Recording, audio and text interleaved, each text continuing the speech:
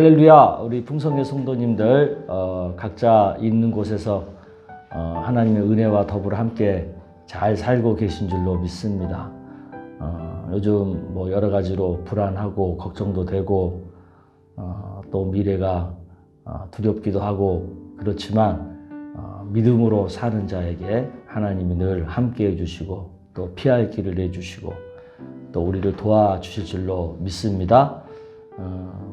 일주일에 한 번씩 이 수요 말씀 영상 예배를 통해서 우리가 하나님 말씀을 배우는 것이 참 큰 기쁨인 것 같습니다. 특별히 구약 전체를 개관하는 이런 성경 공부는 참 좋은 시간입니다. 또 좋은 기회이고 빼먹지 마시고 성실하게들 잘 말씀 공부하시다 보면 여러 가지로 유익이 많을 줄로 믿습니다. 오늘은 우리 출애굽 시대의 두 번째 시간인데 10가지 재앙에 대한 말씀을 나누려고 합니다. 이 모세가 애굽의 바로를 상대로 이스라엘 민족을 출애굽시키는 그 과정 속에 이 10가지 재앙이 있었습니다. 이 10가지 재앙은 이스라엘 민족 입장에서는 하나님의 도우심이었고 그러나 애굽의 바로 입장에서는 하나님의 심판이었습니다. 그리고 이 10가지 재앙이 일어나고 있는 그 과정에 아주 치열한 영적 전쟁이 있었죠. 그래서 우리가 이런 것들을 살피면서 하나님의 심판과 또 하나님의 도우심과 영적 전쟁의 그런 성격에 대해서 이 시간 배우는 시간이 되기를 바랍니다. 자, 그러면 우리 찬송 한 장 부르고 말씀 공부를 진행하도록 하겠습니다. 다 같이 찬양하시겠습니다.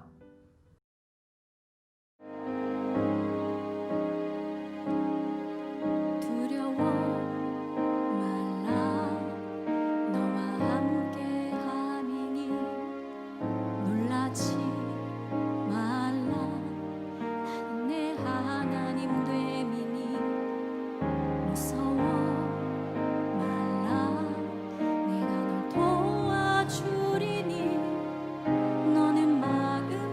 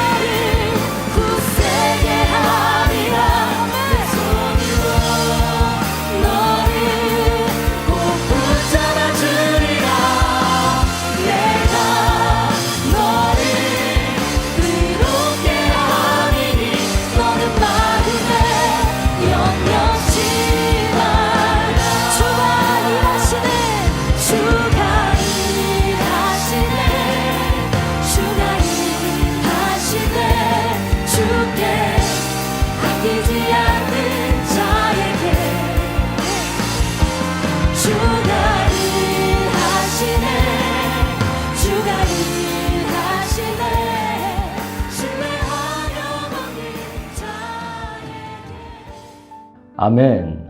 우리 같이 찬양하는 것이 또 큰 힘이 됩니다.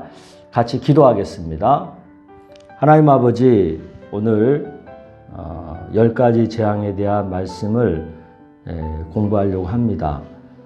이스라엘 백성들을 애굽에서 해방시키시는 과정 속에 하나님이 10가지 재앙으로 애굽을 심판하셨던, 그러면서 이스라엘 백성들을 도우셨던 하나님의 그 손길을 보기를 원합니다. 또 그 안에 하나님이 악한 마귀와 또 악한 우상들을 상대로 어떻게 역사하시는지를 보게 되기를 원합니다. 우리 주님이 함께하여 주옵소서. 그리고 이 시대를 살아가는 저희들에게 어떻게 또 이 세상 속에서 살아야 될지를 깨닫는 그런 시간이 되게 하여 주시옵소서. 예수님의 이름으로 기도드리옵나이다. 아멘.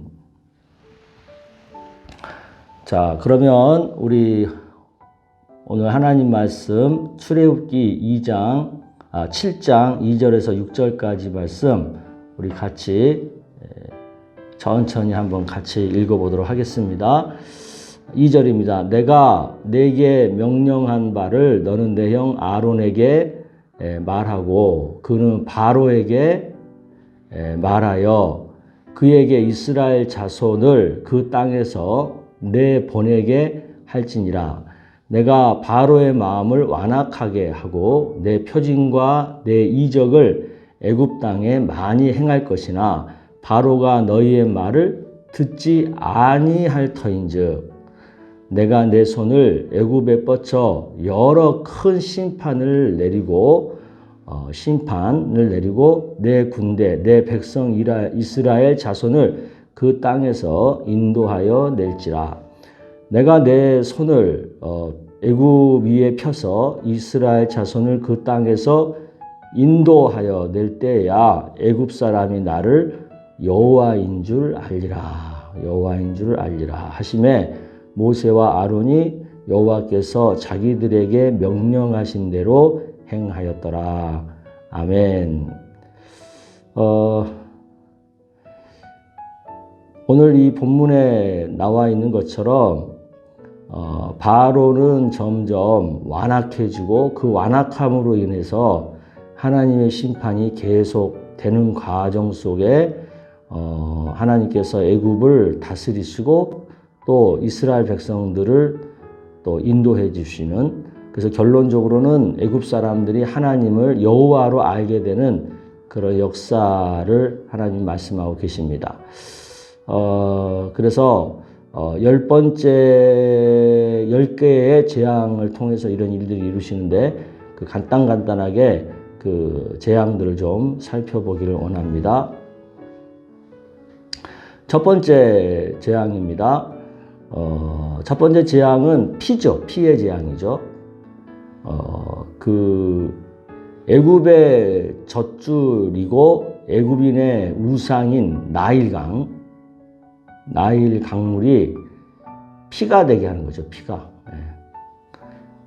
그래서 생명을 주장하는 하나님이 진짜 신이라고 하는 모습을 보여주고자 하는 거죠. 그것을 이제 시행하는 자로 하나님이 아론을 사용하셨고요. 또 관련된 이 나일강이 피로 바뀌는 그런 일에 관련된 애굽의 신이 나일강의 신인 하피입니다. 그러니까 이 10개의 재앙은요, 철저히 애굽의 신에 대한 하나님의 심판이에요. 그래서 영적 전쟁이라고 하는 거예요. 영적 전쟁. 그래서 우리가 그것을 좀 유심히 볼 필요가 있습니다.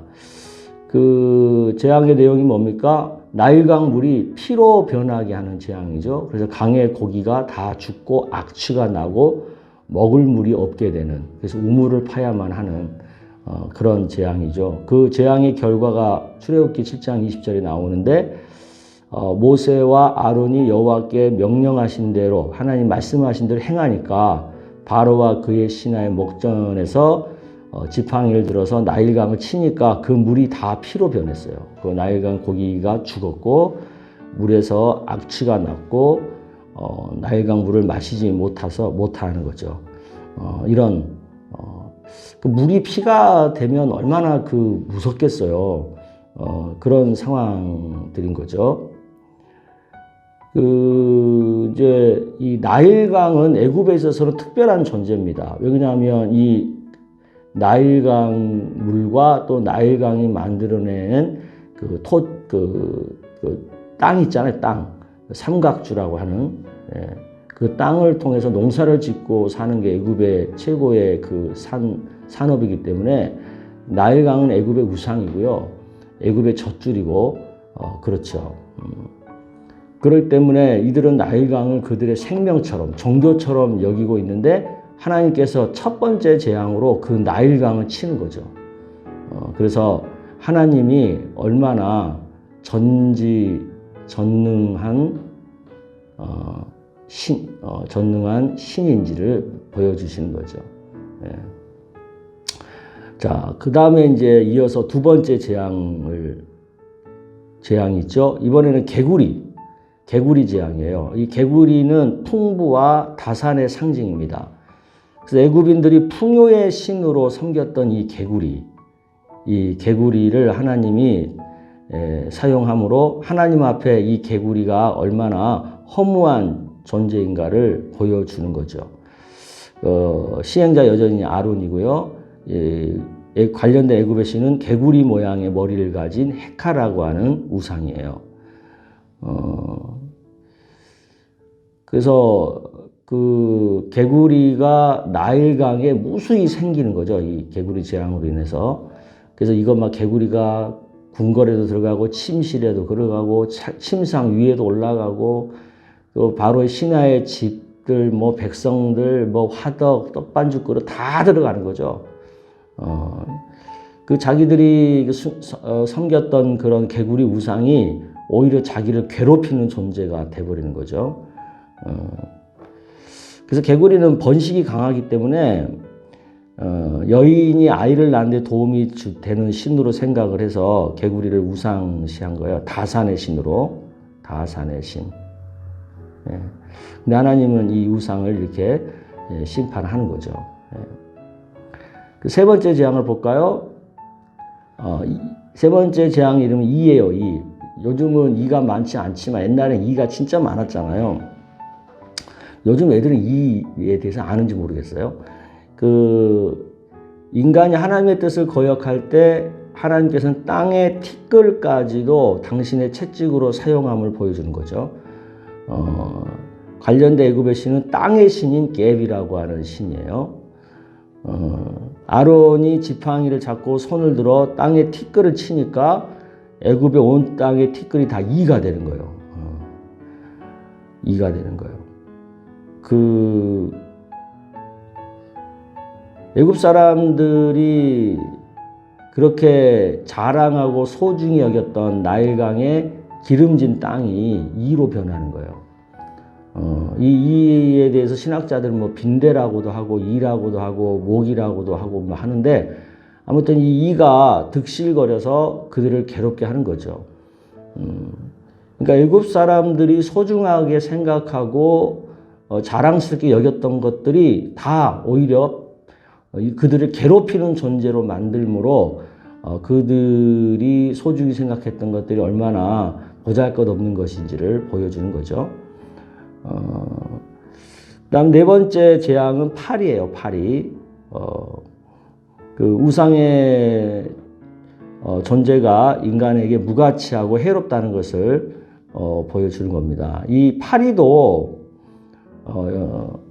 곤충의 신인 이 코프리를 보여주는 건데요. 이번에 이 파리 재앙은 하나님이 직접 시행을 하세요. 그 열대지방의 홍수 후에 떼를 지어 몰려다니는 이 특종의 파리를 통해서 사람과 짐승을 쏘고 병을 옮기게 하는 거죠. 그래서 무수한 파리가 바로의 궁을 비롯해서 신하들의 집과 애굽 온 땅에 이르러서 그 땅을 황폐시키는 거죠. 근데 이 파리에 대해서 우리가 좀 알 필요가 있는데 예수님께서 마귀에게 사용했던 이 바알 세불이라고 하는 이 마귀의 이름이 이 바알이 파리라는 뜻이고 세불이 왕이라는 뜻이에요. 그러니까 이 바알 세불이란 파리의 왕 이런 뜻인데, 그러니까 이 파리가 애굽의 우상이었던 거죠. 근데 이 우상을 오히려 애굽을 괴롭히는 존재로 만들어 버리는 거예요. 오늘은 뭐 재앙에 대한 얘기여서 쭉 재앙의 내용만 간단하게 살피면서 넘어가려고 합니다. 다섯 번째 재앙을 볼게요.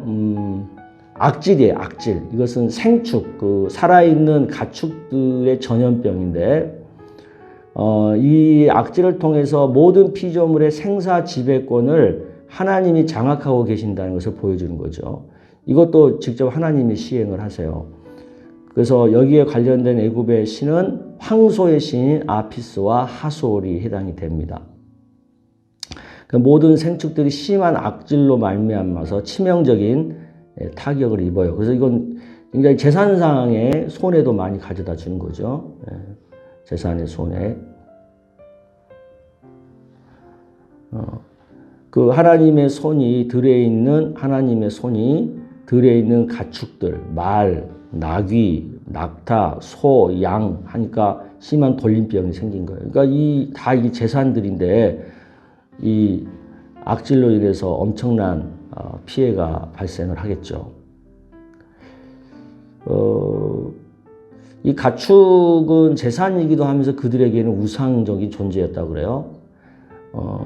그래서 하나님이 이 우상을 치는 거예요. 여섯 번째 재앙은 악성 종기입니다. 그러니까 우리 사람들의 몸에 잘 낫지 않는 종기, 독종이라고 하는.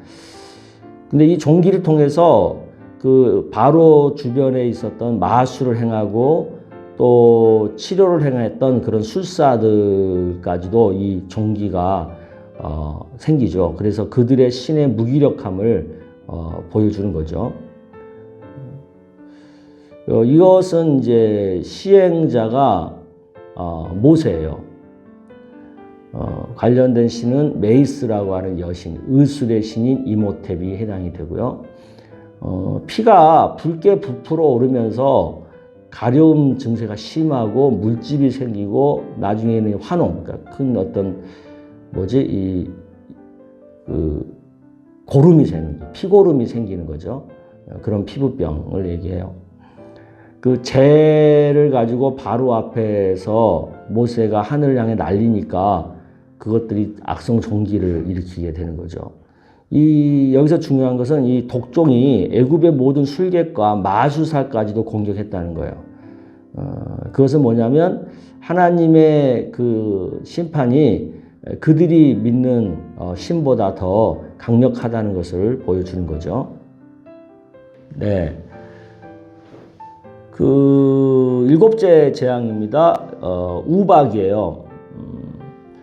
출애굽기 9장 14절 보면 내가 이번에는 모든 재앙을 너와 내 신하와 내 백성에 내려 온 천하에 나와 같은 자가 없음을 내게 알게 하리라. 그러면서 이 우박 재앙을 줘요. 그래서 시행은 이제 모세가 하는데 관련된 신은 애굽의 신인 이시스와 누투라고 하는 신이에요.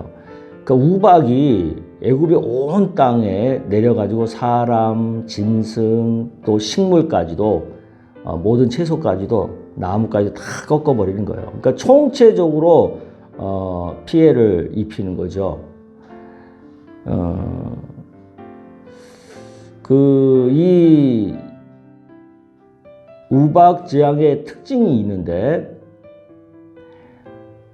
재앙이 있을 테니까 우박 재앙이 있을 테니까 피하라는 경고가 사전에 있었어요. 예고가 있었다는 거예요. 그러니까 예고가 있었기 때문에 피하려면 얼마든지 피할 수 있는 재앙이었는데 사람들이 안 피하는 거죠. 하지만 이스라엘 자손이 거주하고 있는 고센 땅에는 우박이 없었어요. 그러니까 여기서부터 하나님이 예고가 있었고 또 애굽 땅과 이스라엘 백성이 거주하는 땅을 구별하는 게 있었어요. 그러니까 이게 좀 다른 재앙과는 좀 차별이 되는 요소죠. 근데 사람이 피하라고 말해준다고 피하는 게 아닌 거예요. 그만큼 인간이 참 고집을 세우면 끝이 없습니다. 지금 바로가 계속 고집을 세우니까 하나님이 계속 지금 이제 더 심한 재앙으로 그를 다스려가고 있는 모습을 보게 되죠. 여덟 번째 재앙을 봅니다. 메뚜기 재앙입니다. 그 메뚜기가 지면을 덮어버려요. 그래서 사람이 땅을 볼 수 없을 정도로. 그러니까 완전히 메뚜기가 온 땅을 덮어버리는 거죠. 그래서 그 우박을 면하고 아직 살아있는 모든 것들을 이 메뚜기가 다 헤쳐버리는 거예요. 그러니까 이제 완전히 모든 것을 다 헤쳐버리는 거죠. 그러니까 애굽의 모든 것들을 지금 점점 황폐시켜 가고 있는 거죠. 그러니까 오늘날까지 보지 못할 정도로 정말 역사적으로 전무후무한 그런 그 황폐함이 일어나는 거죠. 그 관련된 신이 이제 곡물의 신인 세트라고 하는 신이에요. 그러니까 메뚜기가 온 땅에 있는 나무, 밭, 채소, 푸른 것을 남지 아니할 정도로 다 먹어치우는 거예요. 메뚜기로 인해서 너무 이제 피해가 심하니까 바로가 잠깐 마음이 흔들리죠. 그래서 출애굽을 허락하려고 했어요. 근데 다시 완악해지는 거죠. 그 다시 완악해짐으로 인해서 애굽 땅은 점점 더 피해가 심한 재앙을 맞게 되는 거고, 그래서 이제 아홉 번째 재앙이 흑암이에요. 흑암. 애굽의 최고의 신인 태양신이 하나님 앞에서 무력하게 몰락했음을 보여주는 거죠.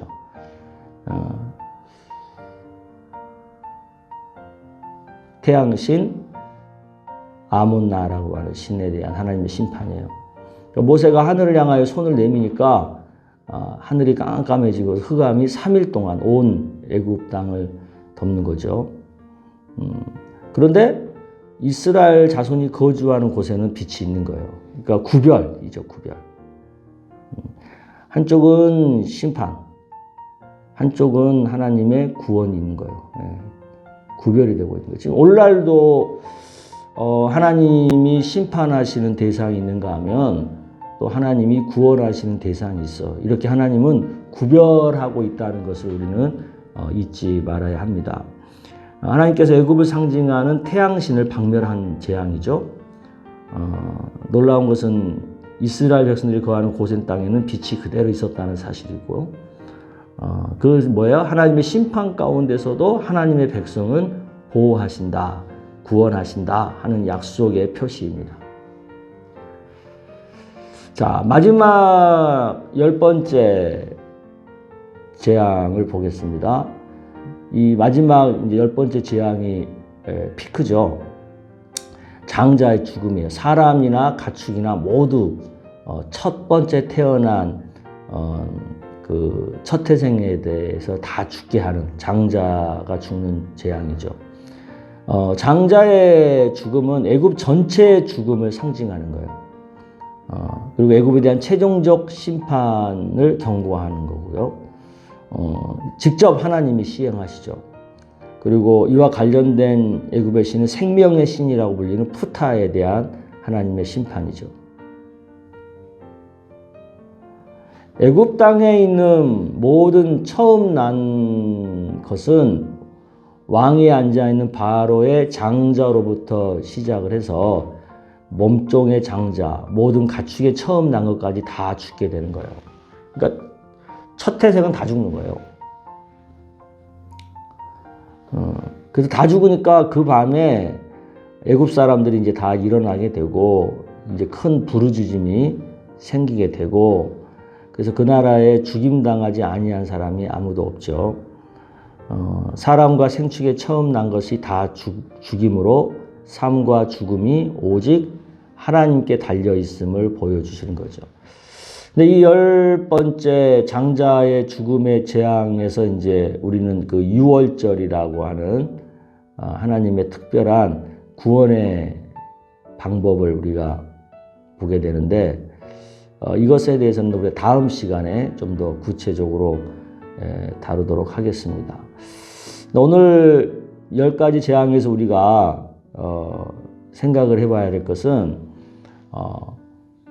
이 버티면 버틸수록 심판은 극심해진다는 거예요. 그러니까 바로가 완악해지니까, 그리고 재앙이 있을 때 계속해서 하나님의 말씀을 안 듣고 거부하고 안 따르니까 계속해서 더 강한, 더 강력한 심판이 재앙이 일어나는 거죠. 그러면서 극심해지는 거죠. 근데 참 희한한 게 사람들이요, 좀 이렇게 처음에 좀 하나님 앞에 약하게 매를 맞을 때 빨리 깨달으면 좋을 것 같잖아요. 근데 이상하게 그렇지 않더라고요. 그 마음이 완악해져요. 그리고 고집을 세워요. 그래서 점점 더 강력한, 더 어려운 그런 고난을 겪게 되고 심판을 당하게 되고 그러는 것 같아요. 그러니까 우리가 빨리 깨닫는 게 은혜입니다. 제가 자주 말씀드리지만 사울과 다윗의 차이가 뭐라고요? 사울은 고집을 하는 거예요. 근데 다윗은 빨리 깨닫고 회개하는 거예요. 그게 큰 차이예요. 그러니까 우리는 빨리 깨닫고 빨리 회개하는 그런 은혜를 받아야 될 줄로 믿습니다. 또 우리가 기억할 것은 이런 심판 중에도 구원은 있다는 거예요. 그러니까 우리가 기억할 것은 하나님이 심판하신다고 해서 너무 좌절할 게 없어요. 심판 중에도 구원이 있으니까 빨리 구원받는 편에 쓰는 거예요. 심판받는 편에 처음에는 있었더라도 빨리 이 구원받는 쪽으로 옮겨 탈 줄 알아야 돼. 근데 사람들이 고집피다가 계속 여기 머물다 보면은 이제 심판 겪게 되는 거죠. 그러니까 심판 중에도 구원은 있다. 그래서 빨리 구원의 자리로 와야 되는 거예요. 그래서 우리가 전도를 해야 되는 이유가 거기에 있어요. 요즘 이제 우리가 코로나 때문에 굉장히 어려움을 겪잖아요. 그리고 또 어려움을 겪고 있는 사람들도 주변에 많이 생기고, 그들에게 어떻게 보면 지금이 하나님께 돌아오는 좋은 기회가 될 수도 있어요. 그래서 이럴 때일수록 우리는 더 전도에 힘써야 됩니다. 그래서 요새 사람을 만나서 전도하기가 어려우니까 우리가 디지털을 이용해서 카톡이나 SNS를 이용해서 전도를 해야 될 것 같아요. 요새 교회에서 여러 가지 이렇게 좋은 설교 영상이라든가 이런 성역 공부 영상이라든가 이런 걸 많이 만들잖아요. 그러니까 그런 것들을 우리 전도 대상자들에게 자꾸 이렇게 보여줘서 그들이 하나님을 믿는 자리로 나올 수 있도록 인도하는 것이 요즘 우리가 해야 할 중요한 전도인 것 같습니다. 그래서 우리 성도님들께서 이럴 때일수록 나 혼자 믿음으로 사는 것도 좀 버겁긴 하지만 그럴수록 또 우리 주변에 힘들게 살아가는 사람들에게 예수님을 전하는 그런 전도에 힘쓰는 구원의 길로 이끄는 그런 일에 우리 성도님들이 더 마음을 기울여 주셨으면 좋겠다 하는 바람을 갖습니다. 오늘은 좀 10가지 재앙에 대해서 간단하게 살펴봤어요. 이것을 깊이 다루기 시작하면 또 한정이 없고 그래서 개관이어서 간단하게 살폈으니까 10가지 재앙이 이렇게 이루어졌구나 그렇게 아시고 오늘 교훈을 기억하시면 될 것 같습니다. 우리 같이 기도하겠습니다. 하나님 아버지, 오늘 하나님께서 10가지 재앙을 통하여 점점 완악해져가는 바로를 철저히 심판하시고 애굽 땅에 군림하고 있는 모든 우상들을 다 깨뜨리시는 것을 보게 됩니다. 사람들을 잘못된 길로 이끄는 멸망의 길로 이끄는 사탄의 세력들을 하나님이 다 물리치시고 그 땅이 하나님의 구원의 길로 나오도록 자꾸 도전하시는 것을 봅니다. 그럼에도 바로와 그의 백성들은 하나님 앞에 끝까지 나오지 않고 고집하다가 10가지 재앙을 다 당하는 것을 봅니다. 하나님, 우리도 이 땅에 살다 보면 이런저런 어려움과 힘든 일들을 고생을 하게 되는데 그런 일을 겪을 때 빨리 우리를 구원해 주시는 하나님 앞으로 나올 수 있기를 원합니다. 빨리 깨닫고 회개하는 것이 은혜고 복이라는 것을 깨닫습니다. 우리가 그렇게 빨리 깨닫고 빨리 회개하는 은혜를 허락하여 주옵소서. 이렇게 극심한 심판 중에도 또 구원하시는 하나님의 은혜를 봅니다. 우리가 구원받는 자리에 있는 것이 큰 복이라는 것을 깨닫습니다. 우리 주변에 코로나로 인해서 어려움 겪고 있는 이들에게 이럴 때일수록 구원자이신 하나님을 전하는 저희들이 되기를 원합니다. 그래서 주님 앞에 돌아와서 주님의 도움으로 피할 길을 얻고 구원을 얻는 은혜가 넘치게 하여 주시옵소서. 인천 지역에 코로나가 자꾸 생겨서 저희들이 많이 불안합니다. 이럴 때일수록 저희들을 지켜주시고 이 상황을 믿음으로 잘 견디면서 더욱 하나님을 잘 믿고 따르는 저희들이 되게 하시고 모든 생업의 활동으로부터 또 저희들을 보호하여 주시옵소서. 예수님의 이름으로 기도드리옵나이다. 아멘. 네, 감사합니다. 다음 주에는 출애굽기 12장에서부터 18장까지의 말씀을 꼭 미리 읽어오셨으면 좋겠어요. 요즘 이렇게 구약 개관을 하면서 성경도 좀 읽어보고 또 매일 말씀 묵상도 하고 그렇게 말씀과 가까이 하는 우리 풍성의 성도님들 되시기를 바랍니다. 그럼 우리 다음 주에 또 건강한 모습으로 뵙도록 하겠습니다. 다들 평안하시고 주 안에서 승리하시기를 바랍니다. 감사합니다.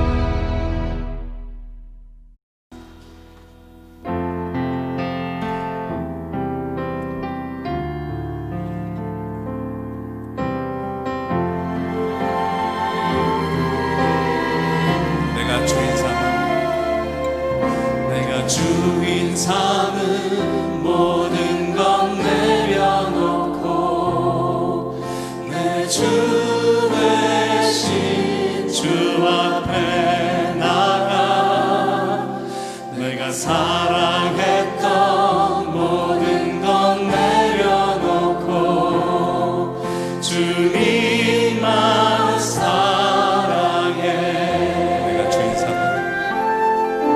내가 주인 삼은 모든 것 내려놓고 주 앞에 나갑니다. 내 주 대신 주 앞에 나가 내가 사랑했던 모든 것 내려놓고 주님만 사랑해. 주 사랑